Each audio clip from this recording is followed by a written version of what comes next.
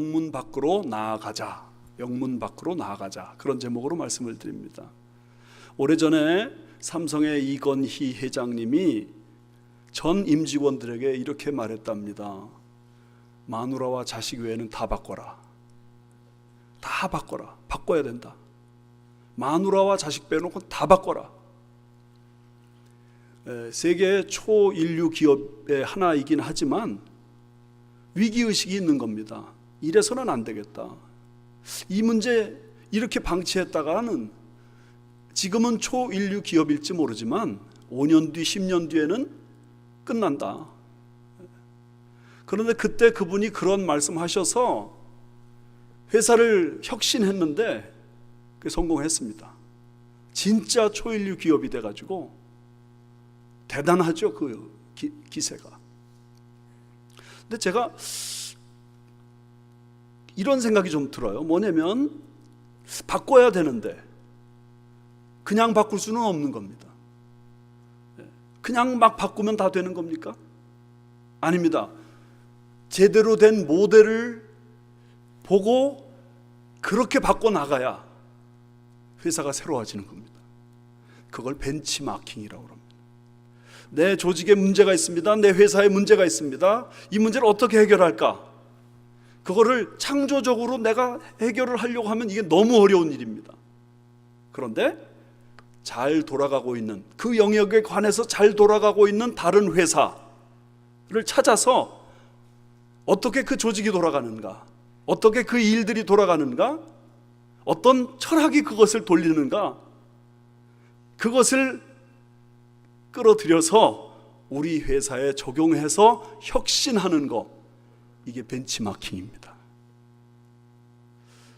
여러분, 회사를 이렇게 벤치마킹해서 바꿀 수 있고 혁신할 수 있고 발전시킬 수 있는 것처럼 우리 신앙생활도 뭔가 자꾸 막힐 때, 신앙생활에 뭐가 답답한 부분이 있을 때, 신앙생활에서 뭐가 풀리지 않는 숙제가 있고 계속 꼬이고 어려울 때 어떻게 바꾸면 좋겠는가? 어떻게 바꿔요? 바꾸긴 바꿔야 살죠. 이대로는 못 살겠어요. 어떻게 하면 좋을까? 그럴 때 영적인 벤치마킹이 필요합니다. 요 대목에서 아멘 해야 되는 건데 영적인 벤치마킹이 필요합니다. 어떻게 하느냐? 간단합니다. 나 처음에 예수 믿게 만들어준 사람, 내가 처음에 신앙의 모델이라고 생각한 분, 나에게 영적인 도전을 강력하게 주신 그분들은 어떻게 신앙생활 하셨나? 그거 찾아가면 됩니다. 저는 아주 진심으로 말씀드리는데 여러 가지로 목사 되기가 적합하지 않은 그런 사람이었습니다. 왜냐하면 저는 교회하고는 정말 거리가 먼 사람이었거든요. 중학생 때 교회를 나가게 된 그 처음 동기도 굉장히 불순한 동기였습니다. 그랬는데 그때 교회를 처음 나갔더니 저희 반에 저를 포함해서 12명 학생이 있었어요. 그런데 그 12명 중에 한 명은 목사님 아들이었어요. 또 한 명은 장모님 아들이었어요. 그리고 그 목사님 아들에 대해서는 내 친구들이 뭐라고 말했냐면 쟤는 분명히 목사가 될 거야 그랬어요. 그런데 다른 애들은 하나도 목사가 안 됐는데 저만 목사가 됐어요. 참 신기한 일이죠. 참 신기해요. 그래서 저는 목사가 된 게 이거 하나님의 비상간섭이다. 하나님의 특별한 은혜다. 그런데 제가 목사가 되는데 아주 큰 힘을 실어주신 분들이 주일학교 선생님이에요. 전 그런 의미에서 주일학교 선생님들의 역할이 너무 중요하다고 늘 생각해요. 중학생 때 주일학교 선생님 그분 안 만났으면 제가 여기까지 못 왔어요. 고등학생 때 또 한 분이 계셨는데 그분 만난 게 제 생애 진짜 큰 축복이에요. 대학생이 돼가지고 중등부 교사하고 있는데 그때 내 담당 전도사님이 저의 신앙을 얼마나 도와주셨는지. 그분들 중에 2분은 벌써 돌아가셨어요. 그렇지만 저는 지금도 그분들을 늘 생각해요.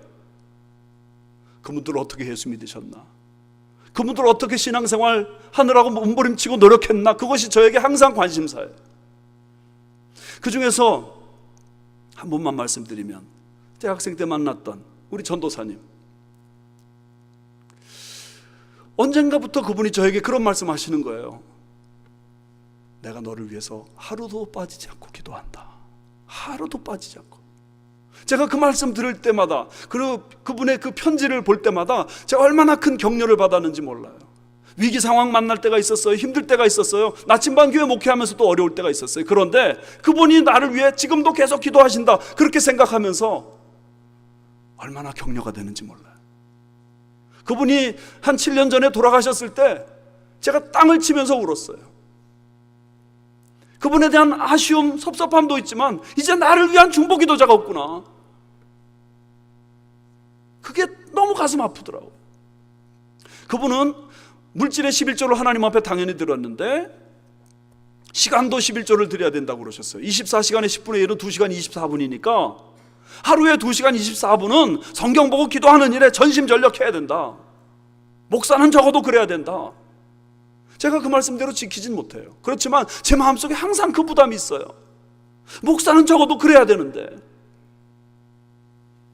그분은 아주 가난하게 사셨어요. 그런데 어느 날 제 대학 등록금을 대주셨어요. 그분이 선교를 하시다가 10년 만에 안식년으로 오셨는데 제가 찾아가 보니까 러닝 셔츠 바람으로 앉아 계신데 그 러닝 셔츠가 구멍이 숭숭숭숭 떨어진 것이, 하나님의 성도들의 돈을 함부로 쓸 수 없기 때문에 나를 위해서 쓸 수 없다. 그러시면서도 저를 위해서 베풀고 대접하는 일은 항상 그렇게 여유로우셨어요. 선교사로 나가 있는 동안 저는 그분을 만날 기회가 없어서 늘 안타까웠는데 10여 년 넘는 세월 동안 저에게 개인적인 선교 편지를 수십 통을 써주셨어요. 한 번 쓰면 5페이지, 6페이지 워드 프로세서로 그 편지를 읽으면서 목사는 이래야 된다, 예수 믿는 사람은 이렇게 해야 된다, 정말 양심을 지켜야 된다, 정말 하나님을 기쁘시게 하려면 이렇게 해야 된다, 얼마나 도움이 됐는지 몰라요. 저는 지금도 그분을 늘 생각해요. 저는 제가 부족함을 너무 많이 느끼는데 그분의 반도 못 쫓아가는 그런 사람이지만 마음속에 항상 그 부담이 있어요. 그분의 나를 사랑해 주신 그 열정, 그분이 나를 품어주신 그 정성, 그걸 내가 잊지 않아야 된다. 내가 함부로 살면 안 된다. 함부로 목회하면 안 된다. 저는 또한 목회자이기 때문에 저의 목회 생활에 있어서 잊을 수 없는 두 분이 있어요. 제가 합동신학대학원을 간 것을 저는 제 생애 가장 큰 축복 중에 하나라고 생각해요. 거기 교수님들이 그렇게 훌륭하셔요. 학교는 조금 했어요. 그렇지만 교수님들이 한 분 한 분이 얼마나 사랑과 정성으로 양육해 주시는지. 근데 그 중에 가장 어른 되시는 박윤선 목사님한테 제가 놀랍게도 7년 동안이나 교육을 받는 그런 특혜를 누렸어요. 설교를 들었고 강의를 들었어요. 학교에 문제가 생겼을 때였는데 교장실에 소파에 쿠션을 들고 강당에 올라가가지고 거기에 주저앉으셔서 그 당시 70도 훨씬 넘어간 연세에 하나님 앞에 고래고래 소리 지르면서 하나님 불쌍히 여겨 주옵소서 부르짖는 그 모습이 지금도 제 내류에 있어요. 그분이 83세에 돌아가셨는데 82세 되셨을 때 설교 연습이라는 3시간짜리 클래스가 있었어요. 근데 그 클래스를 마치고 우리 모든 학생들이 그 자리에서 벌떡 일어나서 기립박수를 드렸어요. 82세 그 노구에 그 강의를 그렇게 열정으로 하시는 그 모습을 보고 어떤 학생은 그 강의를 다 받아 적어가지고 나중에 결국 책을 만들었어요. 그런 열정, 그 하나님 사랑, 말씀 사랑하는 그 태도, 그것이 저의 마음속에 반의 반도 못 쫓아가고는 있긴 하지만 항상 부담이에요. 또 한 분 옥하는 목사님이시죠. 10년 넘게 그분 옆에서 그분의 모습을 지켜봤습니다. 학문적으로나 신앙적으로나 목회적으로나 실제 삶에서 너무나 탁월하시죠. 그래서 저는 늘 그분을 곁눈질했어요. 흉내냈어요. 제가 어느 날은 따라하다 보니까 그분의 억양도 닮아가는 날이 있더라고요. 그분이 경상도 분이어가지고 뭘 담고 그럴 때 꼭 발음을 담고 그러셔야 되는데 담고 그러시더라고요. 제가 어느 날 보니까 담고 그러고 있더라고요. 다 본받고 싶었어요. 다 따라하고 싶었어요.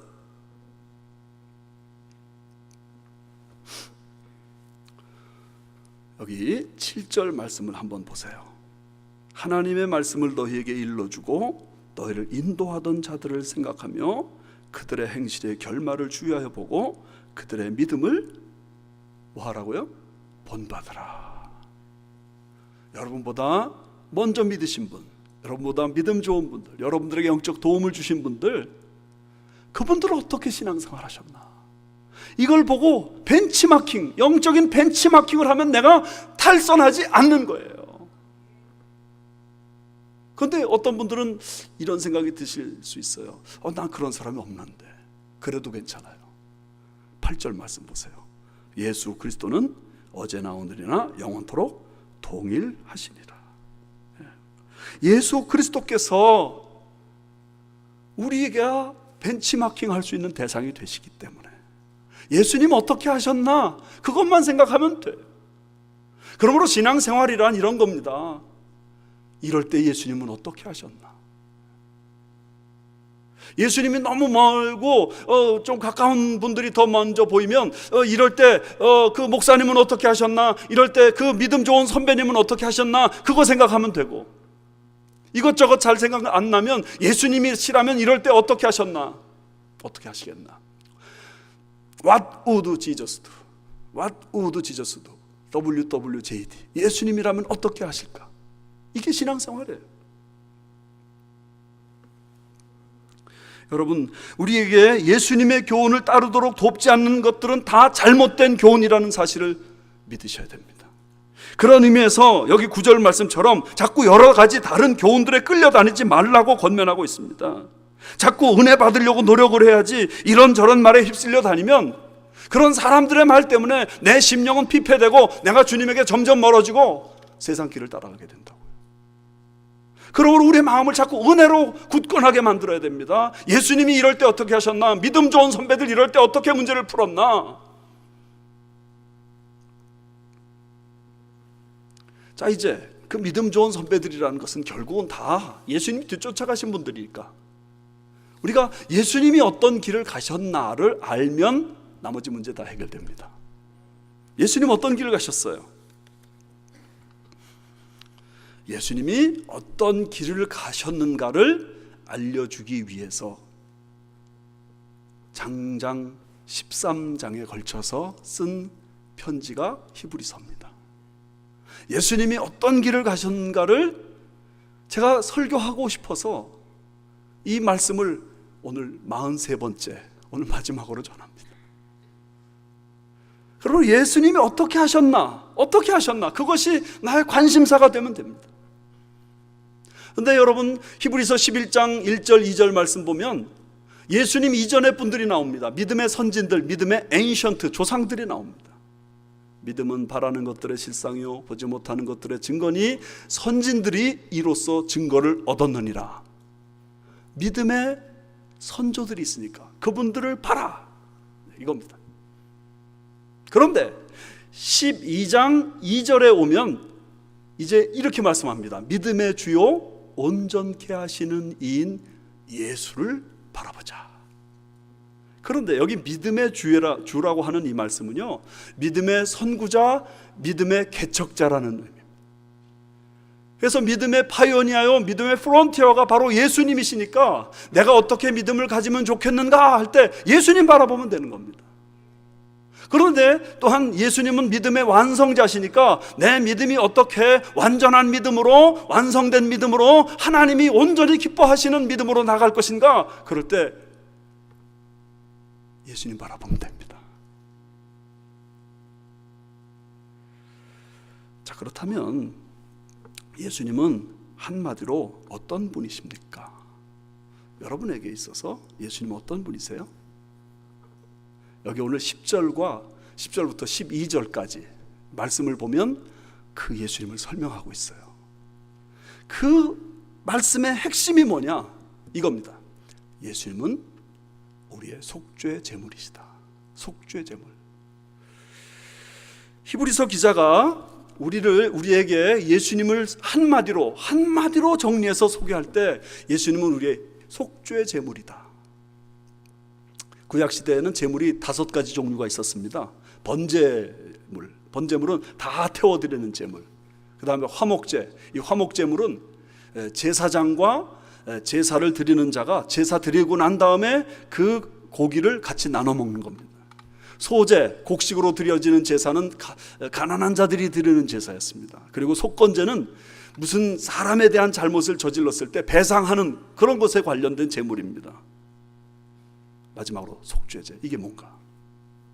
속죄제는 하나님 앞에 어떤 죄를 저질렀을 때 그 죄를 용서받기 위해 드리는 제사입니다. 그리고 그 속죄제의 가장 대표적인 제사가 있는데 대속죄일에 드리는 제사입니다. 대속죄일에 드리는 제사나 일반 속죄 시간에 드리는 제사나 똑같은데 방법이 똑같은데 그것은 무엇이냐? 송아지를 드릴 때나 염소를 드릴 때나 그 송아지의 염소에게서 피를 취해서 번제단에 뿌리고 나머지 가죽과 고기와 똥은 번제단에서 멀리 있는 진 밖으로 나가서, 성경 표현대로 하면 영문 밖으로 나가서 버리고 불태우는 겁니다. 레위서 11장 16장 27절에 그 가죽과 고기와 똥을 밖으로 내다가 불사를 것이요, 그렇게 말했습니다. 불사를 것이요. 그것을 여기 히브리서 13장 11절은 이렇게 설명합니다. 한번 보세요. 같이 보세요. 시작. 이는 죄를 위한 짐승의 피는 대제사장이 가지고 성소에 들어가고 그 육체는 영문 밖으로 불사름이라. 피는 대제사장이 들어가서 번제단에 가서 뿌리고 나머지 육체, 그거는 영문 밖에 가서 불사르는 겁니다. 가죽도 불살릅니다. 고기도 불살릅니다. 아니 그 아까운 가죽, 그 아까운 고기를 왜 불살릅니까? 거기에 죄가 덧입혀졌기 때문입니다. 인간의 죄를 대신해서 희생제물로 바쳐졌기 때문입니다. 그래서 그것은 똥과 함께 영문 밖으로 가지고 나가서 불태워버리는 겁니다. 완전히 없애버리는 겁니다.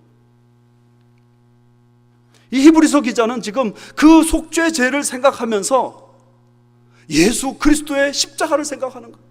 예수님이 바로 그렇게 우리를 위해 희생하셨다.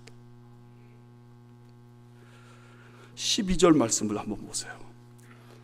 그러므로 예수도 자기 피로써 백성을 거룩하게 하려고 성문 밖에서 고난을 받으셨느니라. 예수 그리스도께서 예루살렘 성 안에 빌라도 법정에서 사형언도를 받으셨습니다. 그리고 난 다음에 그 예수님이 십자가를 어깨에 지고 슬픔의 길, 고난의 길이라고 하는 비아 돌라로사, 그 좁은 길을, 멀고 험한 길을 걸어가셨습니다. 여러분 얼마나 지치셨는지 가다가 구레네 시몬에게 그 십자가를 넘겨준 것을 여러분 아시잖아요. 그 길은 멀고 험한 길이요 고통스러운 길이었습니다. 눈물의 길이었습니다. 그리고 그 십자가를 결국 골고다라는 곳에 세우고 거기서 예수님 못 박혀 죽으셨습니다. 골고다라는 말은 라틴어로 말하면 갈바리아, 영어로 말하면 갈보리입니다. 그 말의 뜻은 해골입니다. 왜 해골인가?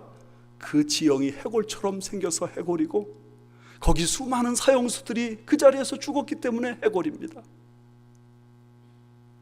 예수님은 어떻든 간에 해골이라는 뜻을 가진, 죽음이라는 뜻을 가진 그 자리에 가셔서 십자가에 못 박혀 죽으셨는데, 그 십자가에 못 박혀 죽으신 그 죽음이 히브리서 기자가 볼 때는 속죄 제물처럼 그 가죽과 그 고기와 그 똥이 버려져서 불태워지는 것과 같은 그런 처참한 죽음을 당하셨다, 그 말입니다.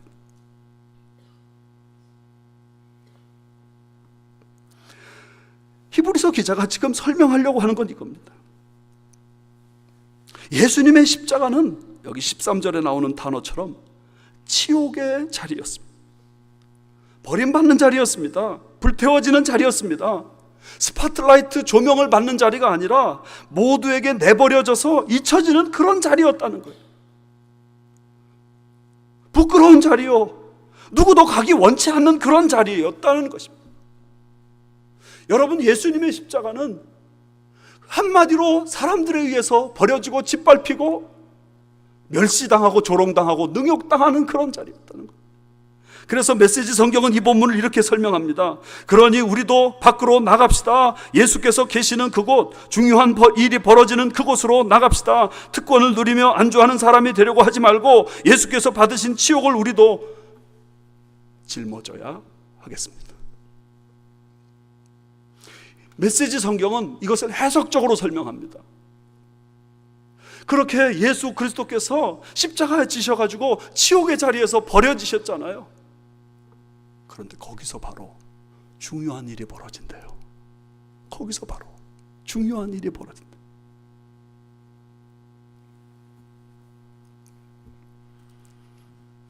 (13절) 말씀을 이제 한번 우리 같이 한 목소리로 읽읍시다. 시작. 그런즉 우리도 그의 치욕을 짊어지고 영문 밖으로 그에게 나아가자. 예수 믿는 하나님의 자녀들에게 이렇게 말합니다. 우리도 예수님이 지셨던 그 십자가의 치욕을 짊어지자. 그리고 예수님이 계신 그 자리, 영문 밖의 그 자리, 거기까지 가자.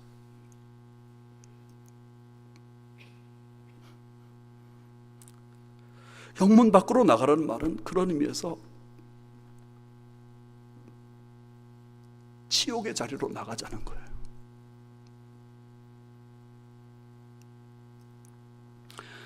히브리서 기자의 표현대로라면 신앙생활은 두 종류가 있습니다.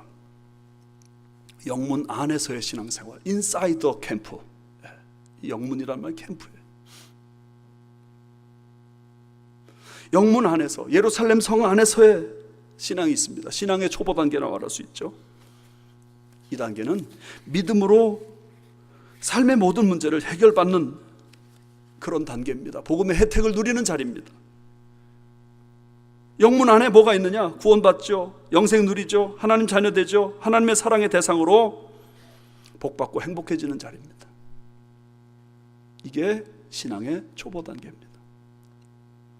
그런데 신앙에는 영문 밖의 단계가 있어요. 아웃사이더 캠프. 영문 밖으로 나가면 거기는 치욕이에요. 부끄러움이에요.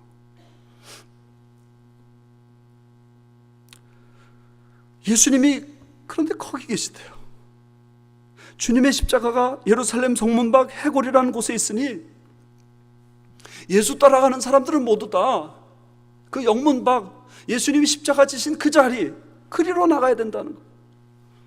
그 자리는 어떤 자리냐? 내가 죽는 자리예요. 내가 나를 버리는 자리예요. 나를 부스러뜨리는 자리예요. 복음의 혜택을 누리는 자리가 아니라 복음으로 인한 부담을 지고 복음으로 인한 고통을 받고 복음으로 인해서 마지막에는 내가 죽는 자리가 바로 영문 밖의 그 자리라고요. 목사로서 교회들을 볼 때 안타까운 것은 복음을 위해 봉사하는 사람은 많아요. 하지만 복음의 원리대로 죽는 사람이 별로 없다는 거예요. 죽지 않고 다 살아있어요. 절대로 죽지 않는 거예요. 남을 죽일지언정 나는 살아야 된다고 생각하는 거예요. 남은 부서뜨리려고 하는데 나는 부서지지 않으려고 하는 거예요. 갈라디아서 2장 20절은 신앙생활 초보 단계 누구든지 다 암송하는 말씀입니다. 내가 그리스도와 함께 십자가에 못 박혔나니 그런즉 이제는 내가 산 것이 아니요 그리스도께서 내 안에 사는 것이라. 십자가에 못 박힌 적이 없어요. 십자가에 못 박혔으면 그 사람은 죽은 사람인데 여전히 살아서 펄펄 날뛰는 걸 보면 십자가에 못 박힌 적이 없어요. 교회 봉사는 할지 모르지만 십자가에 못 박히지 않았어요. 그리스도께서 내 안에 사는 것이라고 말하는 우리여야 되는데 그리스도가 사시면 그럴 리가 없어요. 그리스도가 사시는데 어떻게 그렇게 내가 살아서 펄펄 날뜁니까?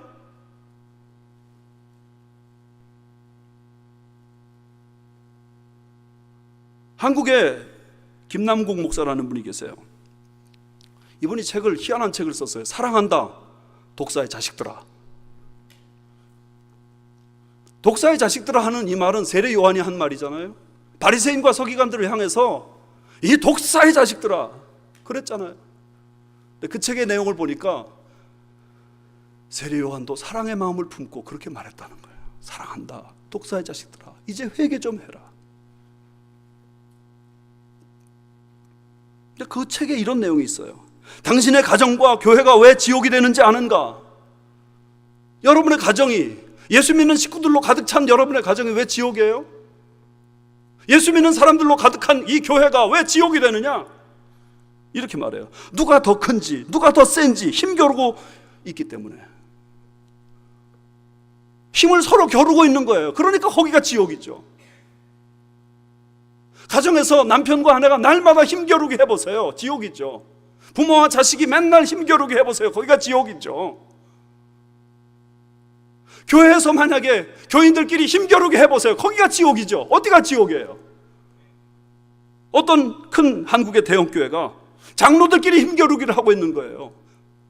장로들끼리 교회가 망가지고 있는데, 교회가 무너지고 있는데 상관도 안 해. 힘겨루게 하고 있는 거예요.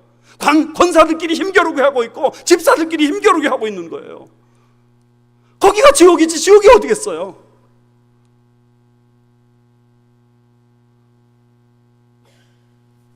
그분이 이렇게 말해요.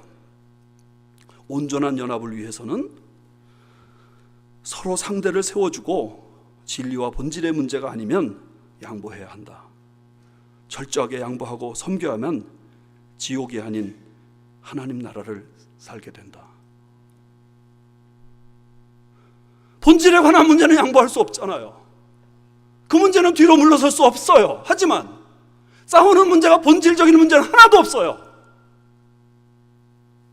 오늘날 한국 교회가 다 그러고 있어요. 마태복음 10장 39절에 예수님이 우리 신앙에 너무나 중요한 원리를 말씀하셨어요. 자기 목숨을 얻는 자는 잃을 것이요 나를 위하여 자기 목숨을 잃는 자는 얻으리라. 목숨을 얻고자 하는 자 잃어버릴 것이고 잃고자 하는 자 얻는데요. 근데 가정에서 식구들이 서로 자기 목숨을 얻고자 하니까 그 가정이 지옥인 거예요. 교회에서 성도들이, 직분자들이 자기 목숨을 얻고자 하니까, 내 자리를 놓치지 않고자 하니까 거기가 지옥인 거예요. 교회 안에서 도무지 눈을 씻고 보고 또 보아도 죽은 사람은 몇 사람 없고 다 살아서 교회를 좌지우지하려고 해요. 예수님은 겟세마네 동산에서 내 뜻대로 마옵시고 아버지의 뜻대로 되기를 원하나이다 하셨는데, 우리는 기도 시간마다 아버지의 뜻대로 마옵시고 내 뜻대로 하옵소서 이러고 있는 거예요.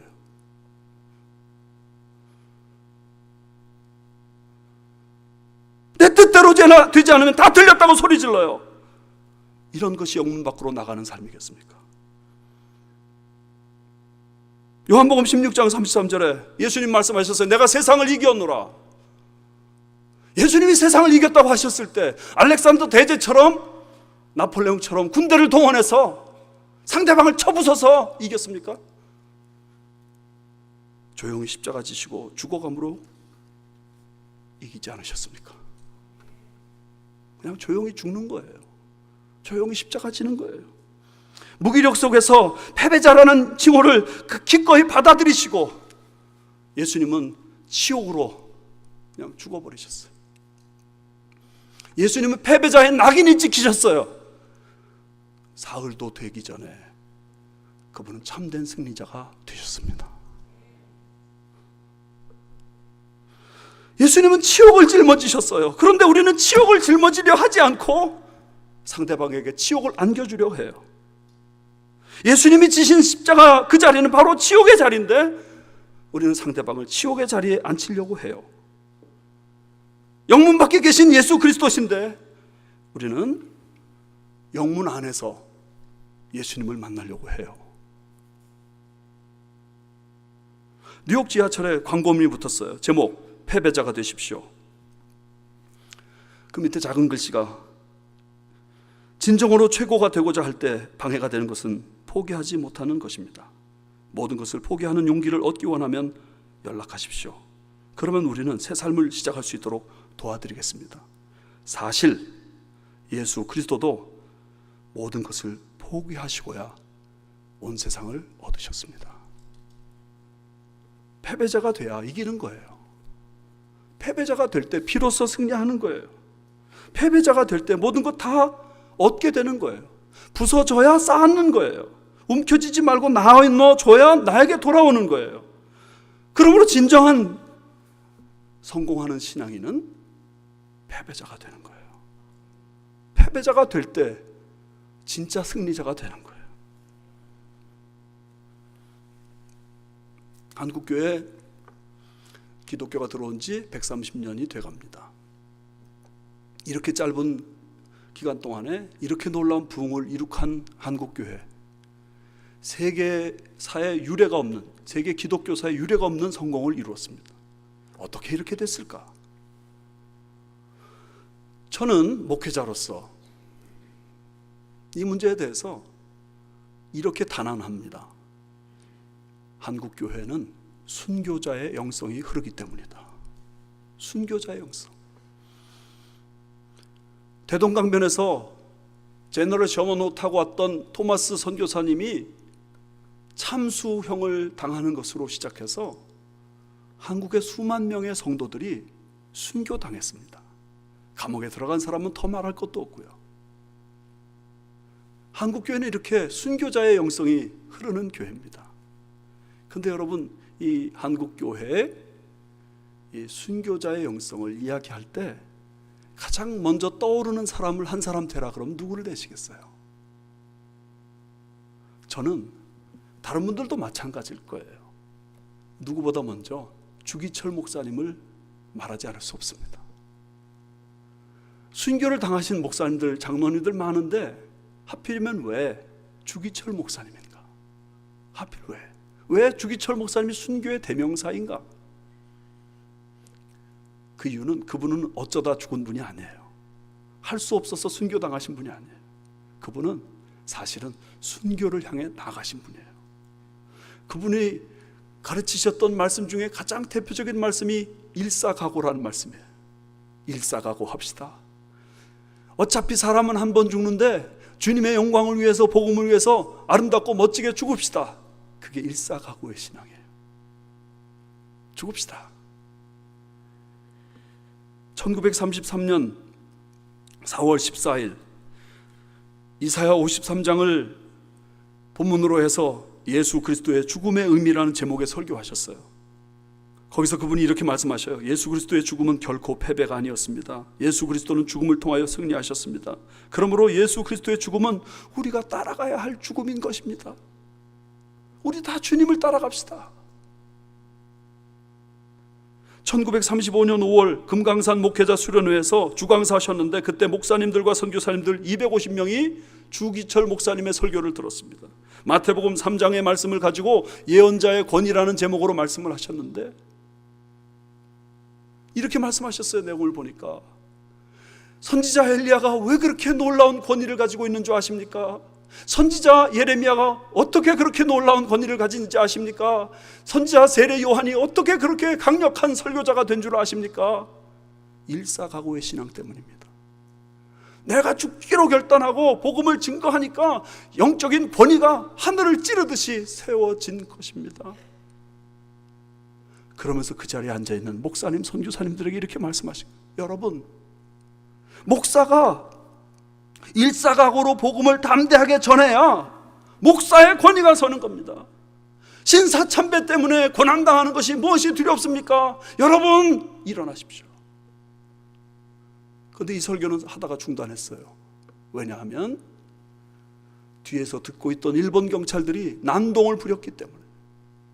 그리고 목사님 잡혀갔어요. 1940년 2월 이제 마지막 설교, 산정현교에서 설교하셨는데 오종목의 나의 기원 이라는 제목인데 My five prayer themes, 5가지 기도 제목이라는 거예요. 첫 번째, 이 죽음의 권세를 어떻게든지 이기게 해 주시옵소서. 두 번째, 장기간의 고난을 견디게 해 주십시오. 이게 그의 간절한 기도 제목. 짧은 고난이면 견딜 만할 텐데 긴 고난이면 내가 견디지 못할지도 모르니 하나님 견딜 수 있는 힘을 주십시오. 세 번째, 늙으신 어머님과 가족과 그리고 교회를 하나님 지켜주십시오. 이것이 기도 제목입니다. 네 번째, 의에 살고 의에 죽게 하여 주옵소서. 다섯 번째, 내 영혼을 주님께 부탁드립니다. 근데 네 번째, 의에 살고 의에 죽게 하옵소서. 이 대지를 가지고 설교하시면서 이렇게 말씀합니다. 못합니다. 그리스도의 신부는 다른 신에게 정절을 깨뜨리지 못합니다. 드리리다 이 목숨이 남아 드리리다. 칼날이 나를 기다리느냐. 나는 저 칼날을 향하여 나아가리다. 나는 저 칼날을 향하여 나아가리다. 순교신앙입니다. 일사각오의 신앙입니다.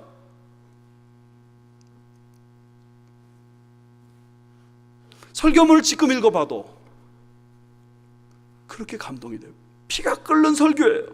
순교자의 영성으로 충만한 내용의 설교예요. 그렇게 설교하셨고 그렇게 죽어가셨어요. 주 목사님이 2년 이상 감옥에 갇혀 있을 때 산정현교회 방계성 장로님도 같이 같은 이유로 감옥에 갇혀 있으셨어요.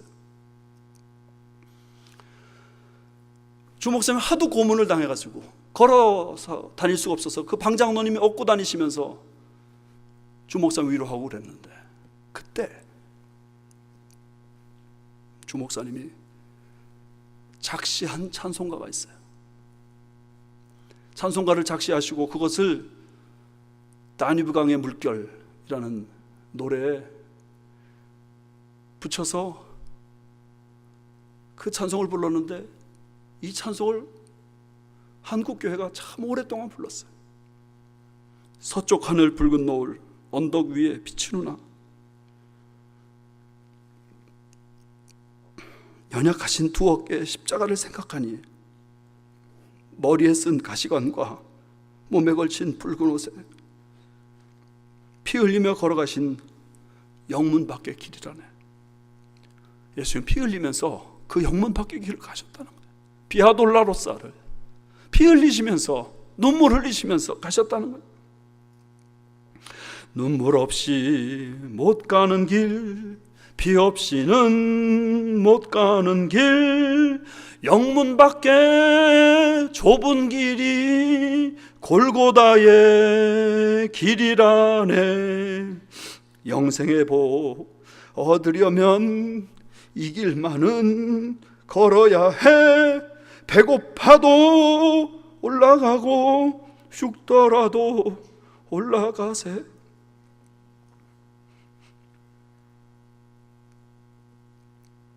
신앙의 길은 영문 밖으로 나가는 거예요. 지옥의 십자가를 지는 거예요. 다시 시작하세요. 다시 도전하세요. 바닥부터 새 출발하세요. 하나님, 전적으로 잘못됐습니다. 내가 죄인입니다. 가슴을 치는 회개운동이 우리 속에 있어야 됩니다.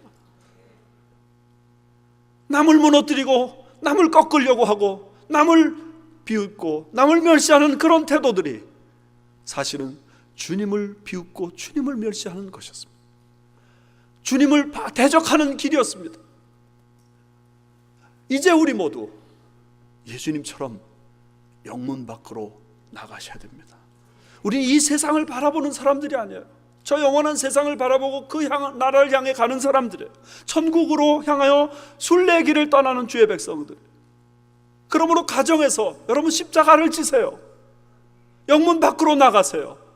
교회 안에서 영문 밖으로 나가세요. 그것이 주님 만나는 길이 될 줄 믿습니다.